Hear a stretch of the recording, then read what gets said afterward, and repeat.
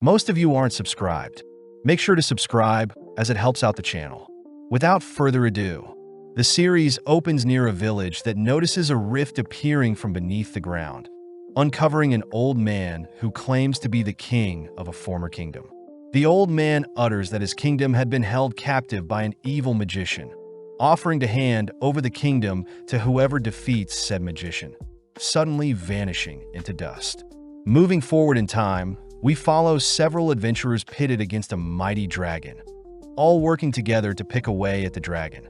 But the adventurers begin dropping one by one, having lost valuable time and resources in the previous days.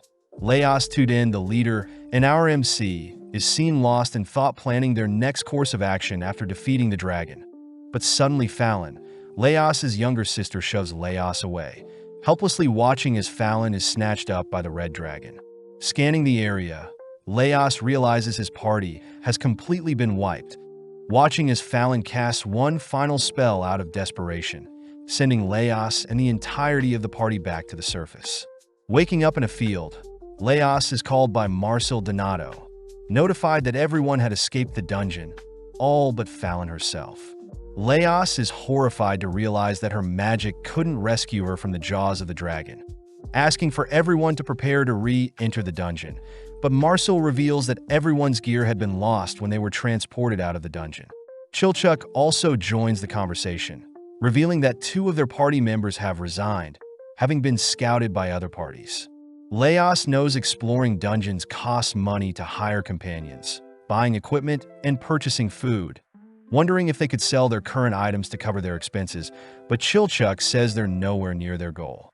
Laos knows that Fallon will get digested the longer they wait, saddened to hear revival spells won't work in every case, but first they should refuel with some food. Heading through town, Marcel and Chilchuck both begin listing off foods they crave, but Laos reminds them that they still need to save Fallon, suggesting that he solo the dungeon whilst the others sell their gear. Laos blames himself for not being more prepared, not wanting to put his friends in harm's way. But Marcel reminds Laos he needs her magic, and Chilchuck states they'll need his skills to open doors and disable traps. With Laos fired up, he declares that they'll quench their hunger by slaying the monsters within the dungeon, reminding everyone that there is an entire ecosystem of monsters in the dungeon, and this will surely give them chances to hunt for their own meals. As Marcel and Chilchuck think back on their monster encounters, they question if they'll survive after eating such creatures, telling Laos that criminals that have been banished are the ones that feed on monsters. But as Laos and Marcel continue to bicker, they suddenly spot a newbie party fleeing from a monster. With a single swing, Marcel knocks out the mushroom monster chasing them, watching as Laos appoint the mushroom monster as their first meal, learning from a book that mushrooms are a good beginner meal. Needing more ingredients, Laos rushes deeper into the dungeon, cutting over to a section of the dungeon that once was a cemetery for villagers to sleep, but now it has been turned into a marketplace for adventurers. Apparently, it was only 6 years ago when the dungeon emerged, and no one has any idea how it came to be, with people believing it to be forbidden magic that created the dungeon or monsters from another world flooding into their current one. Spotting a hole in the dungeon, Laos sticks his wrapped-up sword into the hole, luring out a scorpion only to put it down like a crayfish. Chilchuck calls out Laos for secretly wanting to eat monsters, but Laos adds he was always fascinated by how monsters looked and how they function, but it doesn't detract from his mission to save his sister. Retrieving some water from a nearby fountain, the gang set up in the middle of the room, prompting Laos to cut into the mushroom monster, amazed to learn that cutting the creature from the side is tougher than vertical cuts. Dicing up the mushroom, Laos tosses the mushroom cubes along with the scorpion into a boiling pot, reassuring Marcel that the scorpion's venom is safe to consume. Tasting the meal, Laos immediately throws up, spotting Senshi calling out to them. Taking over, Senshi begins dissecting the scorpion, removing its pincer, head and legs only to extract the scorpion's organs. As for the mushroom, Senshi removes the bottom half of the mushroom, keeping its top and legs, only to toss everything into a bigger pot he prepared himself. Seeing as the meal is missing things, Senshi heads over to sever some roots and herbs. But Marcel is very opposed to eating plants grown from a location that once belonged to a cemetery. With Marcel demanding to know who Senshi is, a strange ooze pours onto Marcel, revealed to be a slime that restricts Marcel from casting her spells with her voice. Luckily, Senshi frees Marcel with a single stab to the slime, surprising Leos as it would normally take them longer. Senshi reveals the structure of a slime is quite simplistic as slimes choose their targets based on the prey's breathing pattern, meaning shouting would naturally draw its attention. Senshi begins prepping the slime with some citric juice, sandwiching it between a net, and declaring he'll let it dry into a delicacy in the coming weeks. Taking out one he prepared earlier, Senshi mentions how he studied the dungeon for over 10 years, tasting and adding the final touches to his delicious hot pot. As Senshi serves the boys a bowl, Marcel patiently watches the boys enjoying the dish, giving in as she demands to taste the dish as well. Surprisingly, the slime combined with the roots and herbs Senshi added completes the meal, all dusting off their bowls as Senshi introduces himself as a dwarf researcher. Upon hearing that Leos and his party are heading deep into the dungeon to rescue his sister from a red dragon, Senshi laments that dragons normally spend their days sleeping and slowly digesting their food, excitedly asking if he can join Leos's party, having always wanted to cook up a red dragon.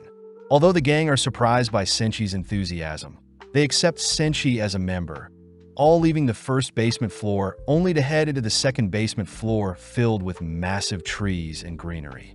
Apparently, scholars believe that the second basement floor belongs to the upper region of a golden castle, making Chilchik question how the massive trees remain underground, but Leos brushes it off as another feature of the cursed dungeon. Seeing Marcel trip, Leos reasons they should set up camp and rest for the day, reminded of the time when they spent the night in a hollow tree, all agreeing to hunt down monsters for their dinner. Seeing Marcel annoyed, Leos promises to make a meal that suits her taste, but Marcel freaks out hearing that only rats, bats, goblins, and living armor are the most popular monsters nearby. Luckily, Senshi reassures everyone that fruits also grow nearby, guiding everyone to some man-eating plants with fruits growing from them, annoying Marcel. Leos reminds Marcel that man-eating plants are an umbrella term, showing off the Baracelia flower lure in a mouse with its mucus trap, slaying it only to use it as compost. Leos states that all plants and vegetables are grown from dead remains and animal feces, reassured by Chilchuk that such man-eating plants at their level would never be able to harm humans. Seeing as it'll be hard for the gang to sneak in and retrieve the fruits growing off the man-eating plants, Marcel begins channeling a spell, preparing to fire it at the man-eating plants, but is suddenly halted by Senshi. At that moment, the plant opens its petals, sending several vines to ensnare Marcel, only for Senshi to remind Marcel to take only what they need as Marcel's spell would have harmed the forest unnecessarily. As the vines begin wrapping tighter around Marcel, the gang spot the plant spitting out an existing corpse, scaring Marcel when she learns man-eating plants normally plant seeds in its victims. Seeing no other choice, Leos aims for the plant's roots, freeing Marcel. Helping Marcel up, Leos gets excited, wanting to know how Marcel felt being tied up by the plant, but Marcel glares at Leos, weirded out by his question. Picking some fruits and vegetables, the gang head into a hollow tree, starting off by boiling the plucked vegetables only to delicately remove their seeds. Next, Senshi coats a pan with the vegetable skin, making use of some fruit, excess slime, and scorpion remains to create a mixture that can be poured into the pan. Serving up a fruit tart, all once again amazed by the dish Senshi whipped up, but they all wonder what they should do with the corpse. With Marcel instructed to not revive it, they string it up for others to take note of it, heading off for the night. With Marcel enduring a nightmare as she sleeps, Leos thinks about the journey ahead, noting that eating food is a luxury only to those who survive.